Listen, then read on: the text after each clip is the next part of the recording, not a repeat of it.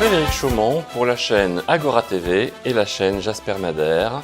Prisonnières, prisonniers, bonjour à tous.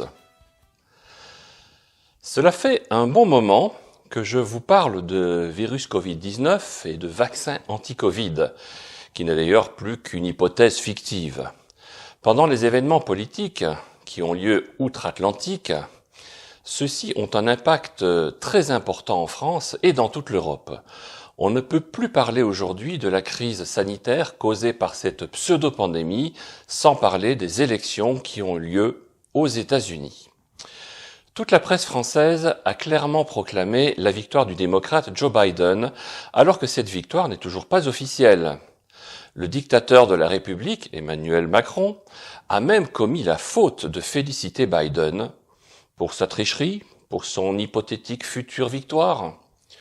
Sur son site, France 24 écrit « Le président de la République a été parmi les premiers à féliciter le démocrate Joe Biden pour son élection aux États-Unis, puis à s'entretenir au téléphone avec lui, et ce, alors même que le président républicain sortant n'a toujours pas reconnu sa défaite. Et c'est nous qu'on traite de complotistes.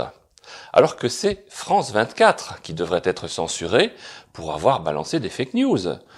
En effet, la victoire du président des États-Unis d'Amérique ne pourra être proclamée qu'en décembre 2020, pas avant. Cela fait longtemps qu'on le dit, la presse officielle ne fait plus son travail de journaliste. Et s'il n'y avait pas sur Internet des chaînes vidéo de réinformation, on continuerait à nous endormir avec des contes de fées qui ressemblent d'ailleurs de plus en plus à des histoires d'horreur. Le nouveau but de la télévision et des journaux, terroriser la population pour que les élites puissent obtenir plus tard tout ce qu'ils veulent, et surtout pour que les citoyens acceptent sans rechigner le futur vaccin poison qu'ils avaient prévu de rendre systématique. Petit à petit, le nouvel ordre mondial fait son nid et installe méthodiquement son régime totalitaire mondial. Vous comprenez dès lors pourquoi il est essentiel que Donald Trump ne se fasse pas voler son élection. Ce malaise, s'il paraît local, est très trompeur et pourrait même concerner la planète entière. En effet, le système informatique de scrutin utilise le logiciel Dominion et ce logiciel permet beaucoup trop d'interventions sur les données, ce qui est totalement aberrant pour un logiciel qui devrait en réalité être ultra sécurisé. Malheureusement, ce logiciel n'est pas utilisé qu'aux États-Unis. Dès lors, dans bien des pays, toute personne habilitée à le manipuler, ce programme n'a plus qu'à se conformer au mode d'emploi pour effacer des listes de manière tout à fait simple. Peut-on faire confiance à la CIA, Central Intelligence Agency, pour mettre de l'ordre dans ce cafouillage? Ce n'est pas sûr. En effet, plus les années passent et plus la CIA échappe au contrôle de l'exécutif américain. De plus, ils sont habilités à l'utilisation du logiciel Dominion, ainsi que l'avait initié JFK. En son temps, la CIA commence à perdre progressivement son pouvoir à la faveur du Pentagone. C'est aujourd'hui Christophe Miller, secrétaire de la Défense, qui prend les choses en main pour rétablir l'ordre dans les malversations internes. Si cette opération se passe bien, tous les responsables de la monumentale fraude électorale devraient être tous mis aux arrêts afin d'être jugés pour leur forfait. La carte électorale devrait alors rougir très franchement pour rendre au parti républicain les voix qui lui avaient été malhonnêtement subtilisées. Grâce à la prévoyance du président Donald Trump, le rétablissement de la situation globale semble en bonne voie. Et les événements constituent un revers catastrophique pour tous les fraudeurs démocrates. La démocratie est en train de prendre une belle revanche contre le nouvel ordre mondial. Nous devons tous nous en réjouir, mais la partie n'est pas gagnée pour autant. Tout est à refaire dans le monde entier, et si possible, tout doit être refait dans l'intérêt général. Les rapaces sont déjà embusqués afin d'essayer de s'accaparer l'argent, les biens immobiliers, l'or et bien sûr le pouvoir. Cette opportunité unique pour l'humanité peut aboutir à une catastrophe.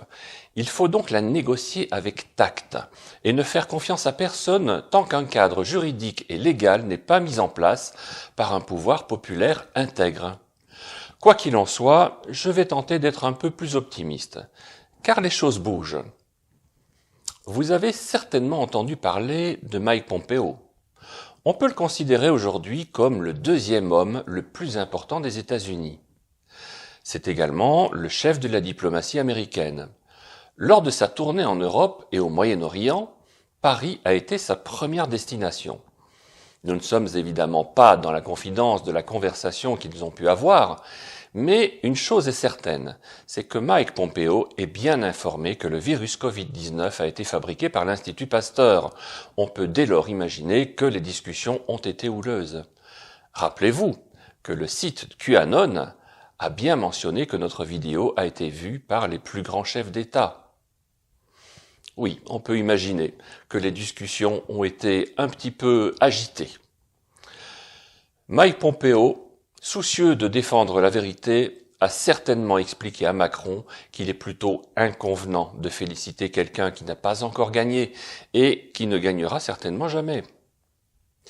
C'est comme pour tout, la France est nantie d'un président pour lequel tout porte à croire qu'il n'a pas été élu de façon régulière pour une multitude de raisons. C'est dur à entendre, mais ce n'est pas le peuple qui choisit son président en France. Macron représente aux yeux du peuple tout ce que le peuple ne veut pas. Et il faudra bien un jour faire le ménage. Oups, pardon. Non, pas pardon.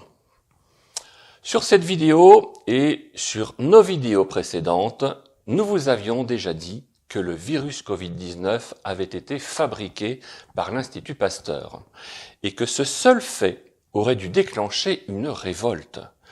Comme le dit très bien le docteur Christian Talchaler, le peuple doit sortir de son hypnose collective. C'est absolument vital. De plus, le gouvernement français et les plateformes YouTube nous empêchent dorénavant de nous exprimer. C'est la censure partout. Regardez de quelle façon honteuse l'excellent film Hold Up a été balayé par le pouvoir, alors que le professeur Jean-Bernard Fourtillan avait dénoncé l'impardonnable faute de l'Institut Pasteur.